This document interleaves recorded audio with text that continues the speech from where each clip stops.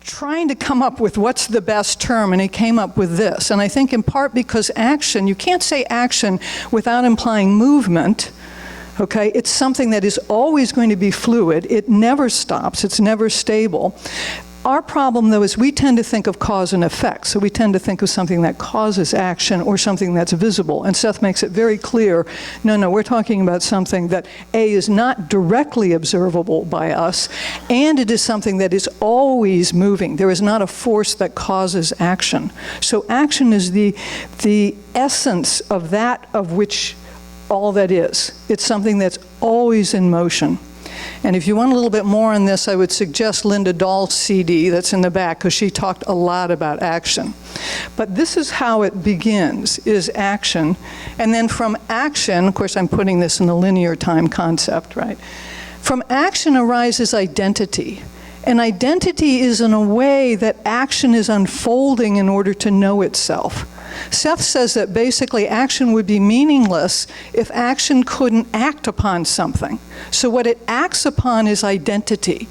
But at the same time, he's saying identity and action, you can't really separate the two. Although he is separating them for the purpose of helping us gain some kind of conceptual understanding. But it's something that unfolds from action, but is not really separate from action. One way that I kind of thought about this was a little bit like this. It's like a nebulae that is forming out of the gases of the universe. It's beginning to take some kind of shape.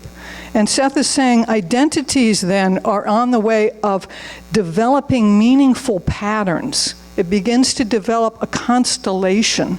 Again, action is inherently a part of it. You can't separate it from it. And yet it begins to have a form that is somehow different than action without that form. So then from the identities, it is from there then that selves form, or the self forms.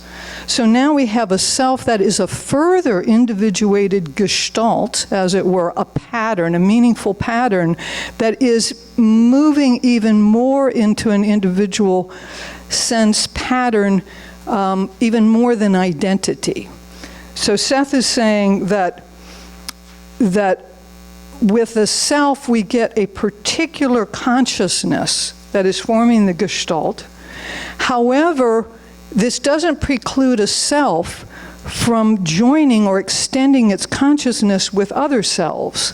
So there's a multitude of selves, shall we say, in the universe and all that is.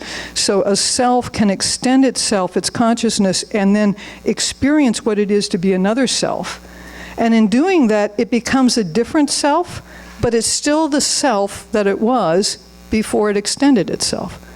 So, I'm sure this is perfectly clear, right? Okay.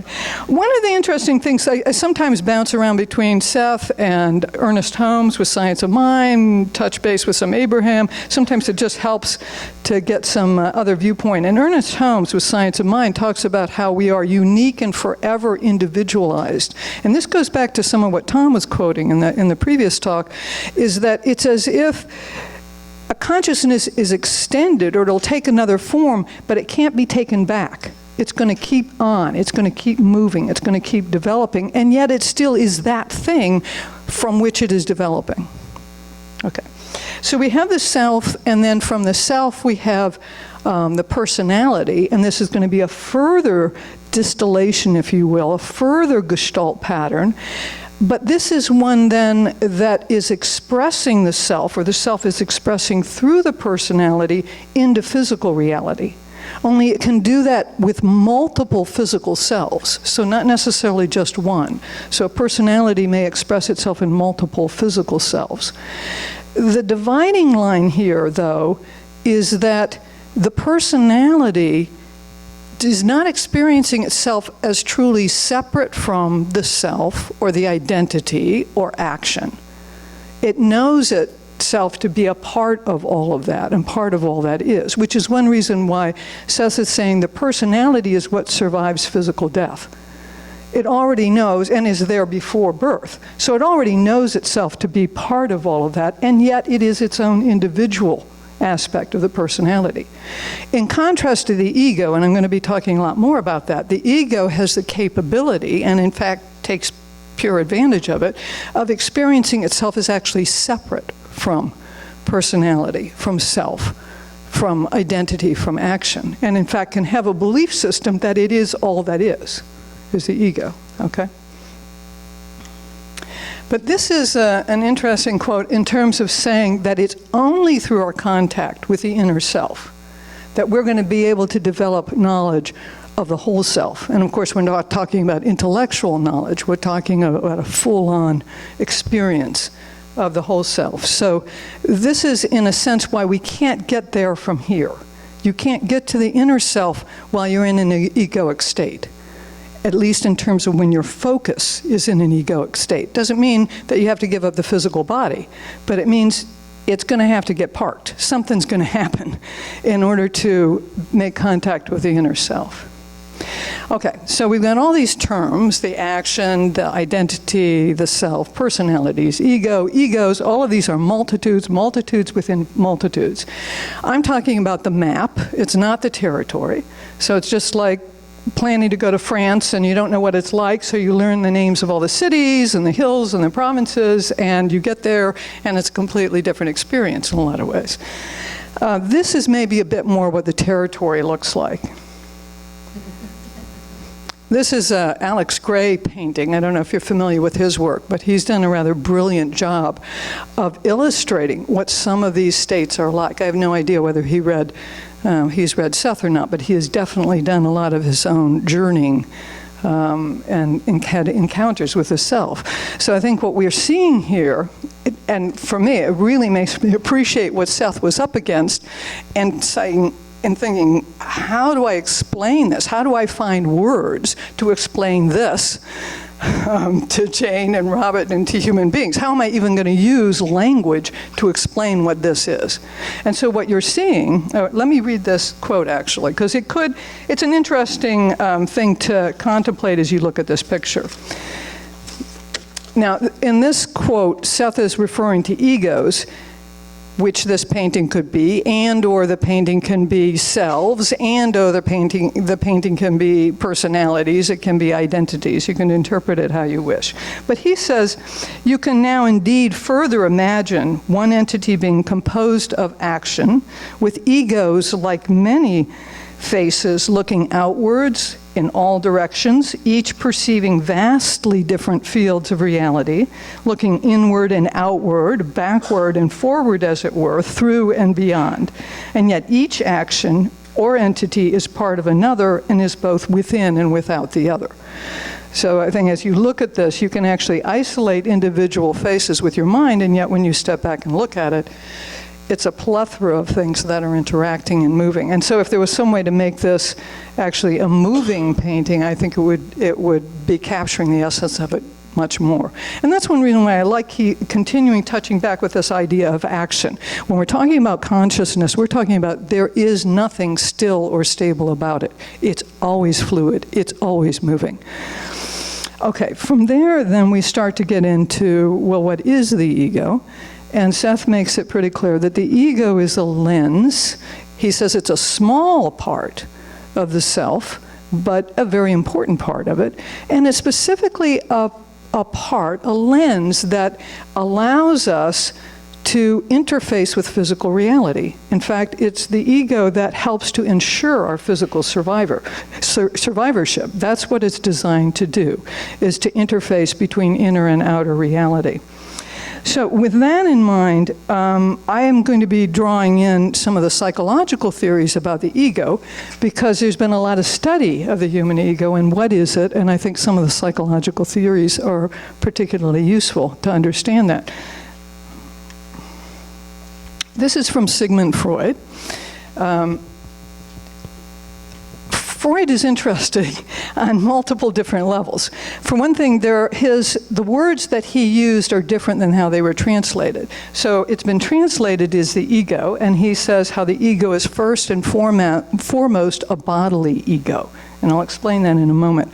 But it's interesting to just take a moment and recognize that Freud used the term das Ich, which in German translates as the I, capital I. And he said he did that quite deliberately. He didn't want some obscure Latin term that nobody understood.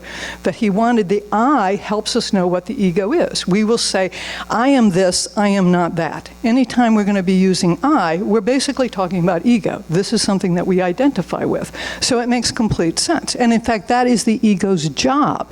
It's to discern, it's to discriminate, it's to separate, it's to categorize. It's to be able to say this but not that. I am this but I am not that. This kind of dog is this sort of dog, this dog is a different species of dog. Or this spot on the rug is this kind of spot and that spot is something else. That's what the ego does, is it discerns differences. But where does it come from? That's part of the question. So the assumption in psychology, and I don't think Seth would disagree with this, is when we're born, there actually is not an ego.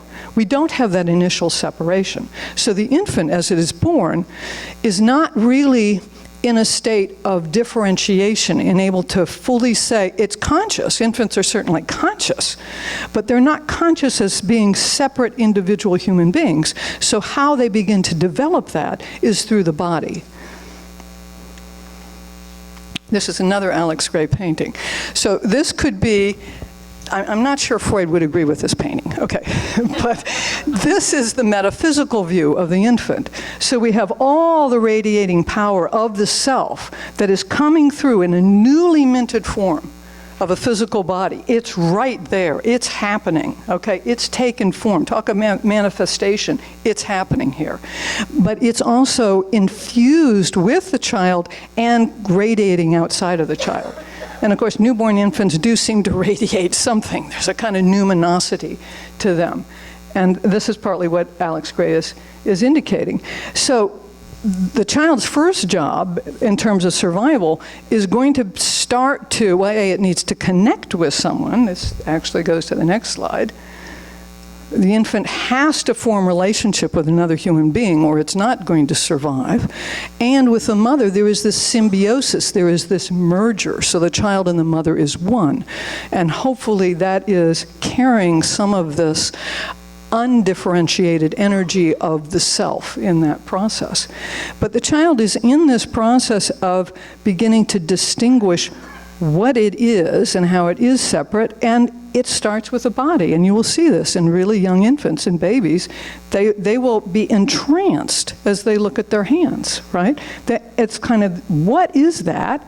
And then at some point it moves, and isn't that really interesting? And then at some point they realize, oh my God, I'm making it move. You know, now that's really thrilling, okay? And you can see that in children. There is this delight, there's just this talk about the spontaneous self, this exuberance of being in a physical body, and oh my God, we get to do this. One thing about this that I hadn't thought about until Tom kind of presented in his all the things to do when we're in out-of-body states to stay there, I realized these are things that infants are often doing. They're using really vigorous motion, they're waving their arms and legs, they're staring at things, they're getting a very palpable feeling with something, they're grabbing onto things. When they can, they'll start to be able to get an object and get a handle on an object.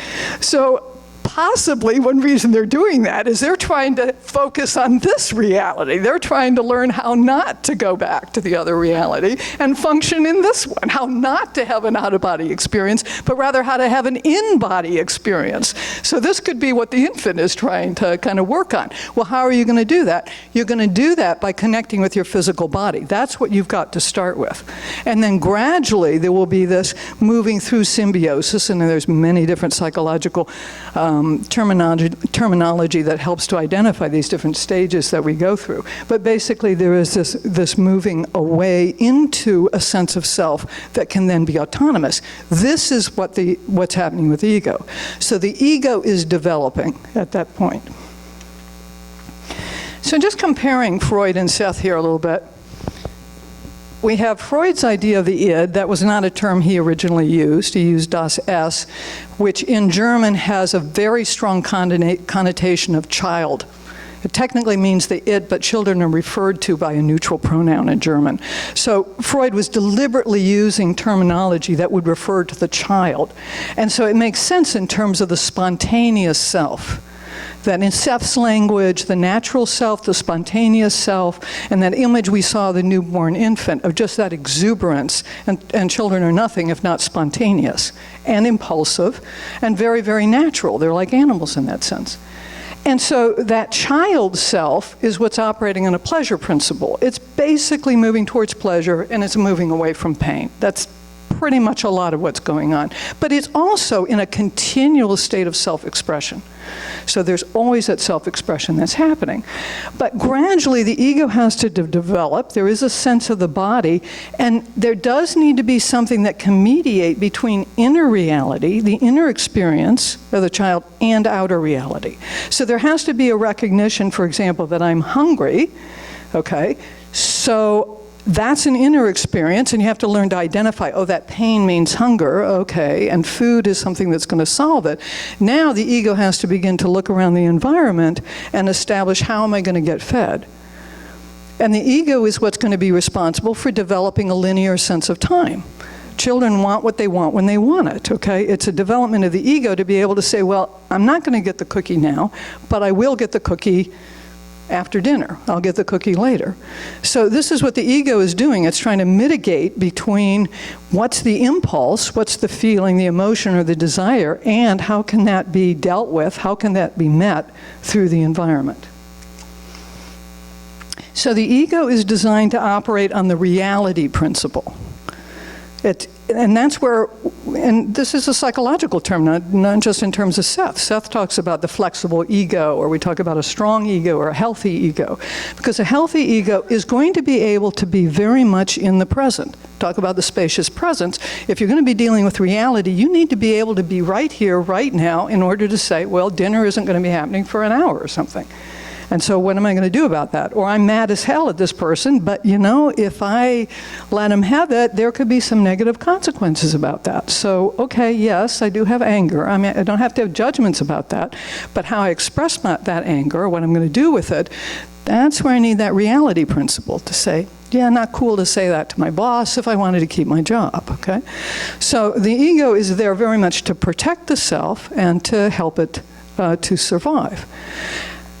Depending on the culture that one is raised in, however, there may be this idea that that's all you are, is the ego.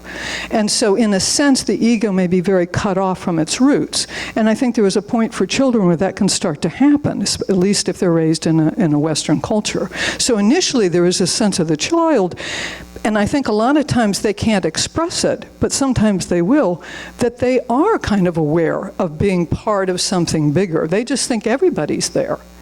But then gradually, as they become more egocentric, more ego-focused, especially when they're surrounded by other people who say, oh yeah, that's just a dream, or no, that's just a fantasy, and no, we don't go there, that's not real, then the veil begins to come down. That separation then between the ego, the personality, the inner self becomes thicker. It becomes harder to access, at least in a waking state. I mean, as we know in the dream state, that's a different aspect. And in fact, Seth talks about an inner ego, which is much more who we are in terms of a true individual self. There's an inner ego that's operating during dreams, during, I would say, more introverted states, and that's where we may begin to, recognize, oh, that's really how I feel about that situation, or that's really kind of who I am. But Jung would have perhaps called it the persona. But when it comes to the outside world, I got to play the game. I got to look the part. So that's where the outer ego and the inner ego may or may not be lined up. But in both of those cases, there would be this operating on the reality principle. And let me move ahead here for a second, though. So this is an image of, I would say, the spontaneous self, okay? Or we could say the id or das Es. This is the childlike, animal-like. And I find it interesting that Seth has said, brought this to my attention, that even if you don't want to do all of these techniques, just hang out with an animal for a while. You don't have to meditate, you don't have to read Seth, just hang out with the animals, right? They'll show you, or children, young children, they'll show you, you'll see this. So visit the penguins, right? Probably better than visiting the Dalai Lama, but I don't know, anyway. Okay. So then we grow into an ego. Now we're still having the bodily ego. The ego is part of the body. Now, there are a lot of defense mechanisms and things like that can actually interfere with our ability to connect with the body, the way we connect to the body. Because we also know in Sethian terms, the body is an expression of the self. But in a materialistic culture, we don't get that message. It's as if the body is other, but it is us. And so, yes, we have to protect it and we have to operate from it. Then, after a first few years of life, we get this, the superego. The superego, and in Seth terms, I think when he's talking to Jane a lot about the overly conscientious self, and he's talking to Rob about that too, a way to translate that in Freudian language would be the superego. And this is something that develops, we're not born with it. It doesn't happen at the same time as the ego, but somewhere close around that time, maybe between age 4 and 6, for some people at a younger age, we begin to import this idea of who we are, or who we should be. And that's where parental values, sibling values, other authority figures, social messages, that's where we start to import an aspect of ourselves that begins to say, I am supposed to be this. It's the taskmaster. It's the Über-Ich was Freud's term for it, meaning the over-I. And it's kind of like that. It's that thing that's it's always kind of looking over our shoulder. And it's perfectly ready to make commentary about what we're doing. Sometimes people talk about the superego as the inner critic. And it certainly is a highly critical aspect.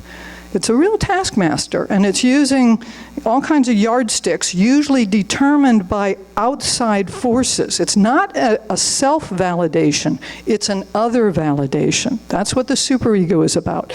So you could say it's trying to help us, because it's trying to help us fit in, but it's using the stick in order to get us to do that.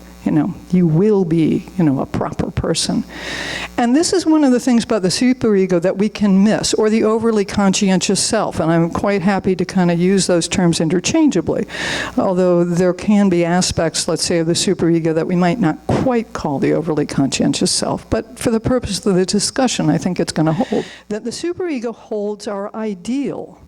It's an ideal. It's not just a critic. And that's why it's so hard to grapple with it. Because it's holding, it can be a true, genuine ideal of who we wish we were, or who we would like to become, or who we're struggling to become.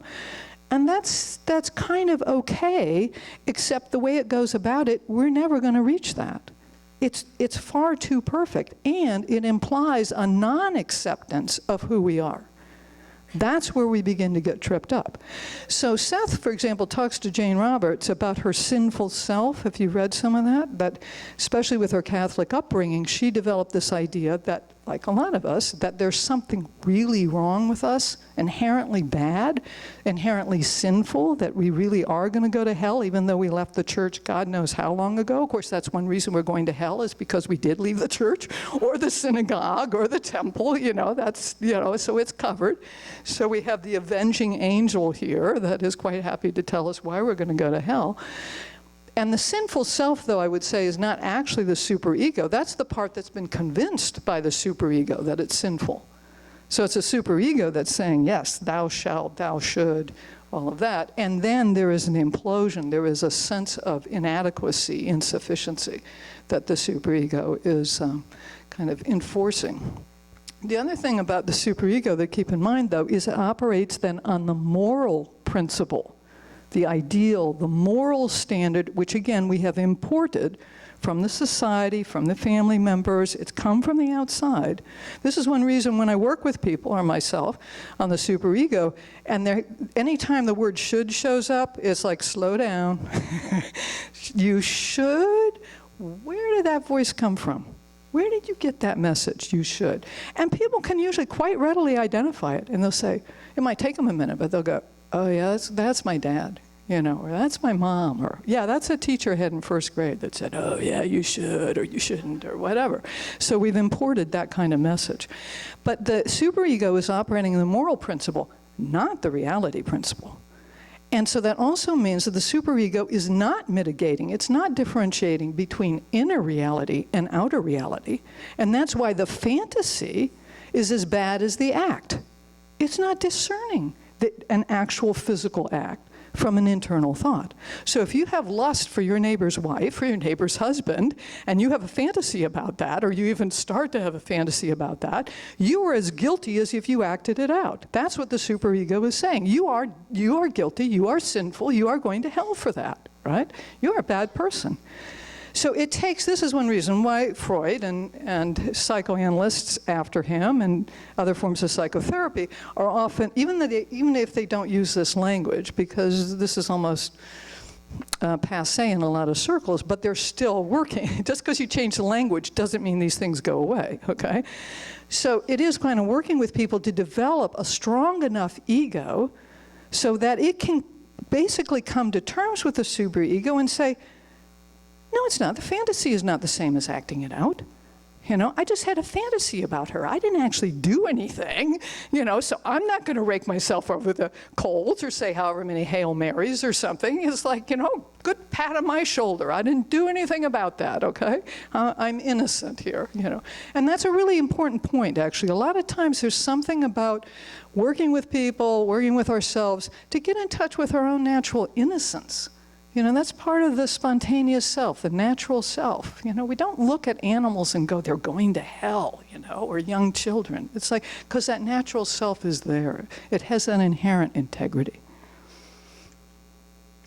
So this is why I'm talking so much about the superego, is because of this line from Seth. He says, a confident ego is indeed a prerequisite for psychic venturing. For it is only the confident ego which ultimately feels secure enough to give leeway to the inner self in the long run. Okay, $100,000 question. How do you get a confident ego? Now maybe you're one of the lucky ones. You had good parents, they had confident egos, they had plenty of money, plenty of time, not too many siblings, nobody got sick, there weren't any wars, there weren't any economic depressions, you know. You got everything you needed and you came out and you got this confident ego. Most people don't have that, okay? So we got to develop it. You know, it's just like somebody said, it's never too late for a happy childhood. It's never too late to develop a confident ego. And of course, from a Sethian standpoint, we're in a good position because we can recreate history. We can change the past and that'll change the present. But the main point here, of course, is to really begin to, first of all, start to get to know your overly conscientious self. If you can begin to identify it, then you can start to disidentify it. But you got to be able to see it and recognize it, because initially it's fused into your identity. And you really will say, no, I really should have done that. I really should have kept working. I really, you know, I shouldn't be doing what I'm doing now. So again, sometimes those key words of self-talk will kind of help us to wake up and go, well, wait a minute, let's just take a look at that. Where's that should coming from? And to kind of walk through it. And it's a good way for us to become more aware of our beliefs, our thoughts, and it really is actually changing our self-talk. There really is an alteration that has to begin to happen. And I'm often pointing out to people, they treat themselves so much worse than they would ever treat somebody else. I mean, Jesus said, love thy neighbor as thyself, but you can turn it the other way around. It's like, could you just begin to treat yourself as well as you might treat your neighbor? So if you're calling yourself names, then sometimes it's like doing family therapy, only it's with one person. And it's kind of like, okay, first rule of family therapy is we need to stop the hitting and name calling, okay? That's the first rule. So if I'm dealing with an individual, it's kind of like, can we stop the name calling and the beating ourselves up? Can we just start there, okay? And then you can begin this process of communication. And so people can begin to soften the language that they're using. Okay, well, maybe they were disappointed in themselves. Okay, maybe. Just take a look at that. Well, do you need to do anything about it? Did you learn something from it? And carry on. So in a sense, what we're trying to do is to take where the superego was and get the ego to develop more. And this was also what Freud was saying. He was pointing out there's so much energy that's bound up in the superego. It's got to be supported by something. So if we can begin to reclaim some of that energy and the ego begins to get it, then that's one of the things that's going to help us to become more present. That's why a lot of these practices are becoming more mindful, more in the present, more accepting, more just observing yourself, not judging yourself, being kind to yourself, being kind to your physical body. I mean, that's a wonderful exercise in getting reconnected to the ego. Because the ego is first and foremost a bodily ego. So the nicer you are to your physical body, the nicer you're going to be to your ego, and the more comfortable you're going to be in your own skin in doing that process. And in that process, the ego begins to kind of settle down in some way. You don't have the inner conflict.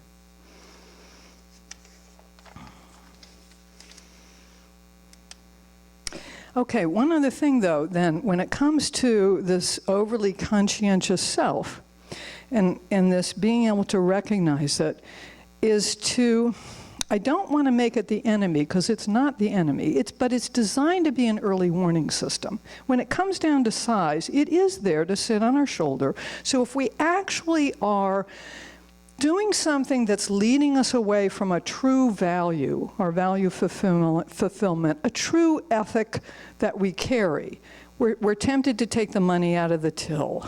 You know, we're not reporting exactly what we earned on our income tax. Well, that's maybe in a different category, but anyway. No, but at any rate, you're kind of saying, yeah, or I said that thing to that person and that really was out of line. You know, I really do owe that person an apology. See, that's not a beating up, but that's where the superego can be a little tap on the shoulder of like, hey, you know, let's clean this up. Okay? And that's where it can serve the ego from that standpoint. But the ego is enough in the reality principle to say, okay, now how are we going to do this? What's going to be the best way to do that? But one of the things to look for with the overly conscientious self is how tricky it can be. Especially when it is in this sense of overly conscientious, then it can make everything in your life a self-improvement plan. Everything gets co-opted as a self-improvement plan. I'm thinking of like, and I don't know if this happened to Jane or not, but I think it's quite possible it did. You know, Seth is saying, Jane, you know, you work too hard. It's like you and Rob need to go out dancing, okay? Well, if the superego was going to co-opt that, it would say, it might try to talk her out of it, right? And say, well, no, you got to stay home and work. That's really important. Or once you get this project done, yeah, then you can go ahead and go dancing.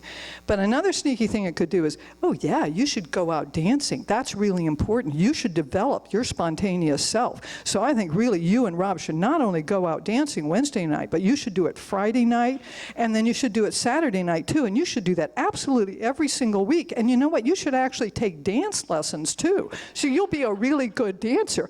I mean, you get the picture? It's like you just want to sit down and with your child and scribble something in a sheet of paper. You're not an artist, but that would be kind of fun. And then the little voice starts, well, maybe you should take a sketching class or a drawing class. Or, well, you don't have time for that. You've got too much work. But you know you have that book on drawing, how to draw? Well, you could start at the first chapter and every day do a little drawing exercise. You see how sneaky it is? It will step into the spontaneous self like that. And then all of a sudden there was like this little green shoot, this little green grass coming up from the cement, and it gets crushed. It's like that ant poem, you know, of Jane Roberts. The foot comes down and you don't even see it. You don't see it. What does happen though, you'll notice a drop in energy. Like there was a little bit of energy coming up, that spontaneous self, natural, and it tries all the time. It does. It'll start to come up, and then suddenly you're just noticing this drop of energy, or you feel a little depressed or a little discouraged. And this is where the feelings are so helpful to connect us to, yeah, but wait a minute, what was I thinking? What was going through my mind right before I began to have that feeling? I was feeling good and now I'm not. And 9 times out of 10, you had a visitation from your superego. But it got you, it convinced you that that was reality. It's the moral principle, it's not reality, but you bought it. So you need to differentiate, you need to distinguish from that. And so that's one of the things and it definitely can be changed and will be changed. So we're very plastic in that way.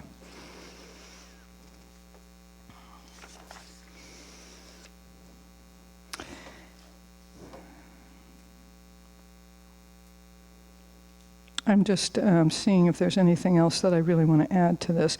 Oh yeah, one other thing that I wanted to say, this comes from Baba Ram Dass, is that he was saying how it takes an ego to lose an ego. And this speaks very much to this quote. It's kind of like if you want to go traveling without the ego, you kind of need an ego that's comfortable and secure enough that A, it knows you're going to come back to it. Okay, and you know there's something to come back to. When people have really shaky egos, it's not that they can't travel out there, but they're not as likely to have really good experiences. There's also that line of people who are psychotic are drowning in the same waters that the mystics are swimming in. Because the mystics they've got an ego that maybe they're choosing to expand from, but the psychotics, they don't have any place to come home to. And so they're getting submerged with so much collective energy and information in their own stuff. They can't tell the difference. So that's where you do want an ego, so that once you finish that journey, you can come back and go, well, yeah, it is time for dinner, or I do need to feed the animals, or something. And then there's a sense of inner trust that's going on. The parts are working together at that point. Okay.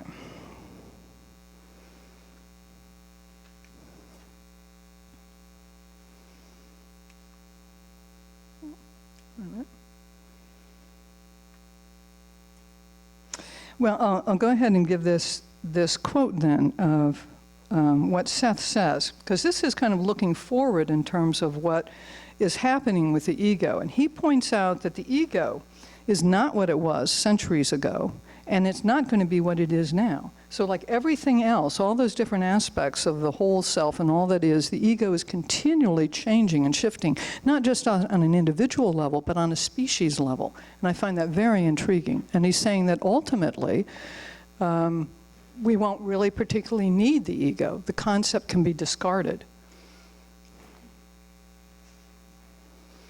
This is the quote that I just gave. So we can have this sense of this efficient manipulation within the physical field that requires other portions of the self to be utilized and recognized. And I think that's a lot of what we're dealing with right now. And that's where I was just using some of, again, Alex Gray's work to kind of indicate the ego can be taking on a really different form, or we may not need it as a concept at all. And I think that speaks to the more that we do lucid dreams, the more that we have out-of-body experiences, the more we just work with our dreams in general, or meditation, or as I say, hanging out with the animals, the ego begins to kind of loosen up itself around the edges. This is a quote that I found. If you think, you're in for a surprise. And so I'm going to use this to kind of wrap things up here a little bit. It's an intriguing statement. And this is one reason, actually I found this after I named this talk, it's not what you think. Because part of this idea is we can't get there from here. So there is a relinquishment or an experience that, first of all, you think, but where do your thoughts actually come from? Where do they really arise from? So there's an open question. Then if you think you are your thoughts, you are in for a big surprise. And meditation shows us such things, that in between this, that first of all you learn to observe your thoughts, and you begin to recognize, well, wait a minute, I'm more than my thoughts. And then you can begin to find openings between the thoughts, that there actually are periods and spaces where there are no thoughts, there are no beliefs. Those are the building blocks that we use to create this reality, and what we focus on does help us to create this reality. But on the other hand, the reality, the greater reality, is something that's not operating on the basis of thought or beliefs as we think of them. So we are in for a big surprise. I'm just going to share a couple of dreams and some experiences that I have that kind of speak to this. One dream I had, like maybe 30 years ago or something. And at one point in the dream, I was like inside it was a kind of shower stall. It was made of concrete, but it was that size, a closet or a shower stall, something like that. And I have never had this experience before. I was standing there, and then it was like one of those film montages where every split second there's a different image. You've seen those things? It's just kind of thing. Only I was experiencing that on a full visceral level. I was shape-shifting so fast, I don't even know what I was shape-shifting into. But there was sort of that sense, birds, animals, people, whoa. And what I was getting, the message I was getting, was that I needed to remember, I needed to be able to remember and tune into who and what I actually was, so that I would be able actually to find the door to get out. So that this plethora of all of these different aspects and things that were going on so fast, that there was something in me, some essence, that I needed to connect with and thereby emerge from that. So that, which evidently I was.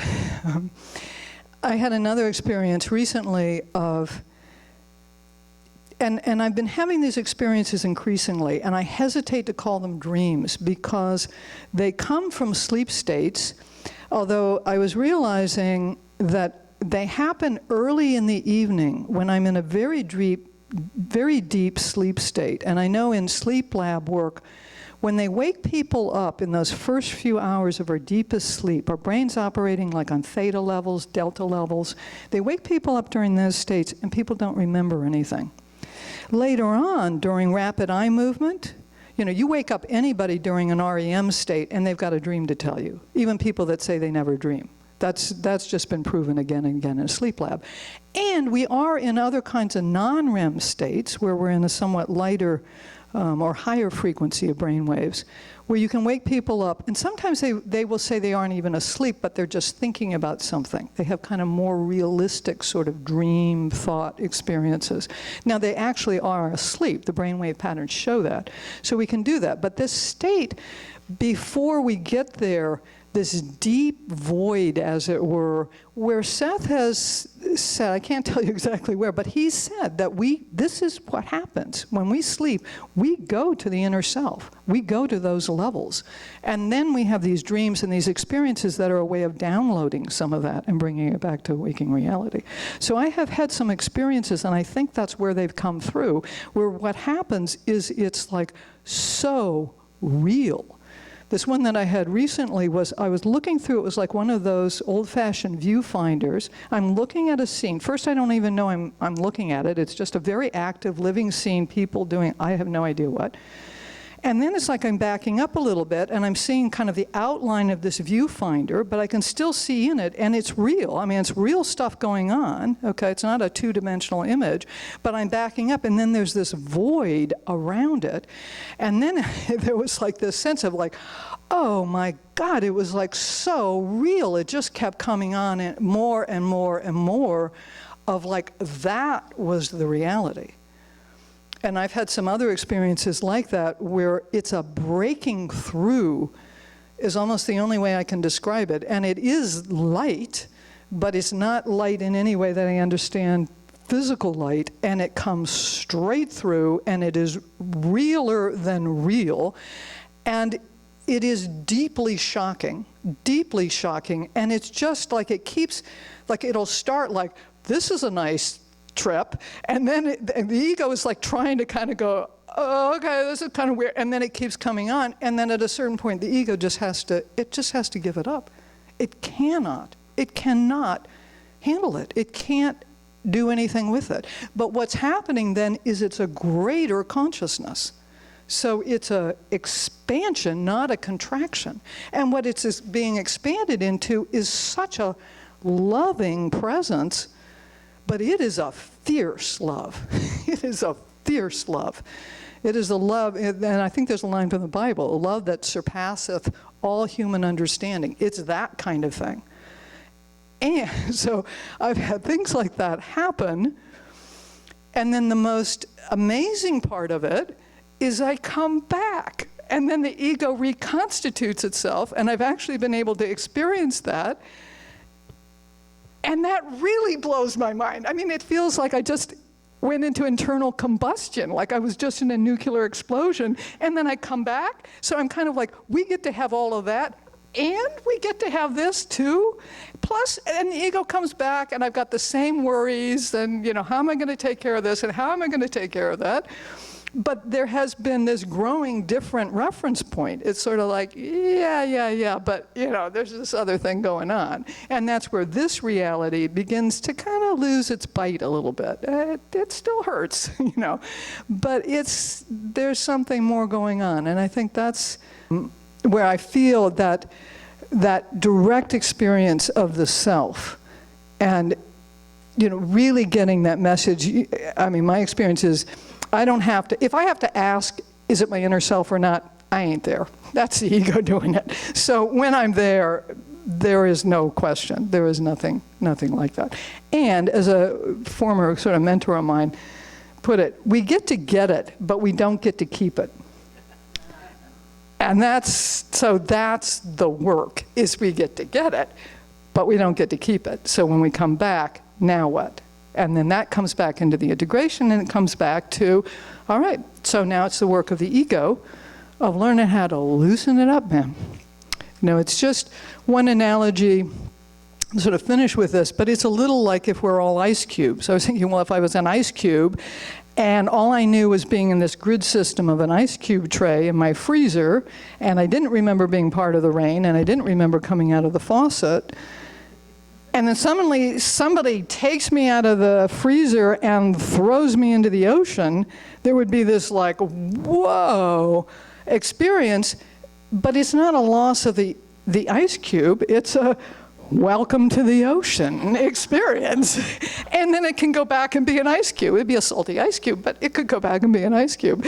So at any rate, I'll just conclude with this. The journey continues, I guess, and the mystery is ever unfolding, and I'm just glad to be sharing it with all of you. So thank you.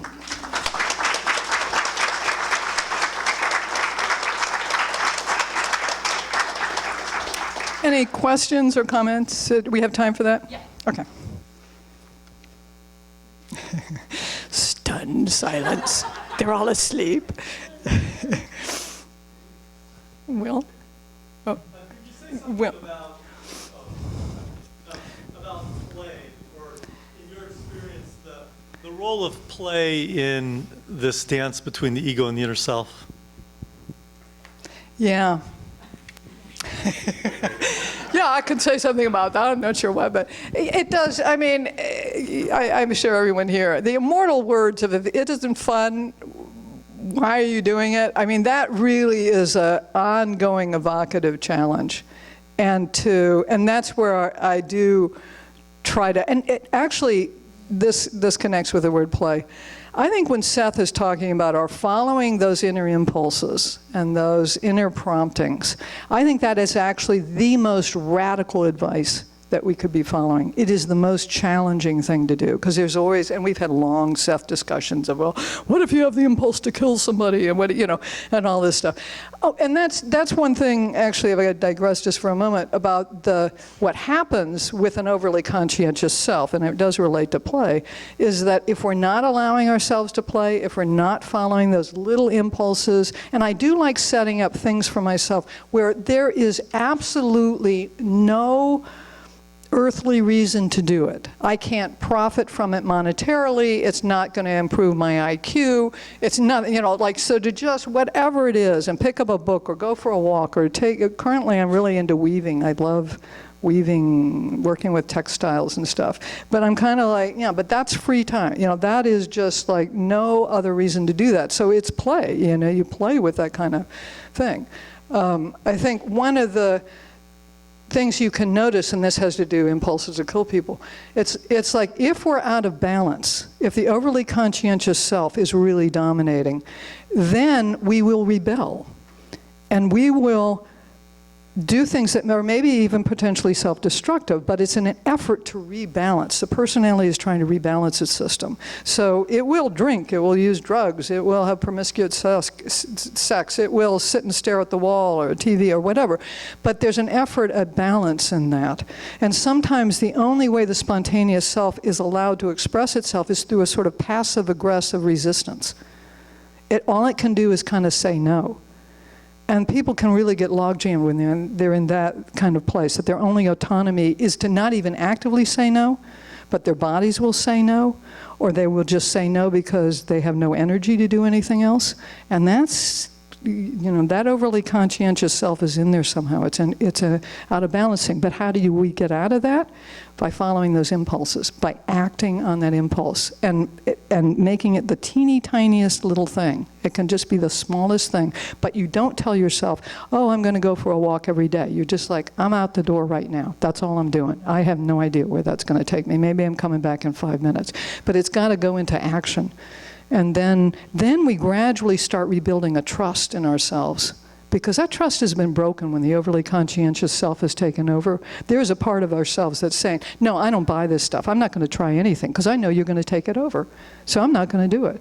But if we prove to ourselves, well, what's important to me? What do I care about? Well, maybe I care about being with children. I care about spending time petting the dog, or I care about art. So I'd like to just play with colors or something. And when you actually do that, when you actually make time and do that, you can feel there's a sort of visceral sense of this trust. It's just something says, oh, wow, you actually did that. And you didn't sign up for the drawing class. Wow, okay. And then once we start building that trust, we can start listening to ourselves more. And it starts to happen. So but it's, don't make a should out of play, but, play. Yeah, correct. Is this on? Oh, I'm a little confused about your use of terms, and I don't want to just get hung up on terms, but it's fun. So it sounds like the superego is the overly conscientious self, but then you use the term ego kind of equivalently. So I was no, and if I did, that was actually a mistake. I would say the ego, we could say, is sort of the conscientious self. The superego would be the overly conscientious self. So since the ego is reality principle, we may be conscientious, and we maybe have to say, well, I did make that commitment, and I do need to get that done. So would you say that beliefs are with the superego? No, beliefs are still part of the ego, for sure. It's part of the structure of the ego, absolutely. I'm trying to relate Freud's but what I would framework say, to Seth's framework. Oh, no, that would be true, too. That would be true, too. That's part of our development with the ego, is that we learn language, we learn the ability to form thoughts, and from that we are forming certain beliefs. I mean, you could argue that there's inherent structures for that, but it is something, and in fact we know that from brain development, right? That when we talk about ego function, we're talking about executive functioning that's in the brain. It's the prefrontal lobes. If that gets messed up, people have real problems with egoic function. That's where sometimes therapists or doctors or nurses or social workers have to provide a role of an auxiliary ego for the person, because their egoic function isn't operating, maybe because of brain damage, maybe because of mental illness of various forms like that. So the ego is part of what thinks, but I would say the superego is what really judges. The ego will evaluate. It will evaluate, but the superego is going to come up more with that's right or that's wrong, or I shouldn't. Okay. And again, I say all of this with the knowledge the map is not the territory. So we are trying to, come up with a terminology that's not always going to fit. So one more question, Sure. then I'll pass it on.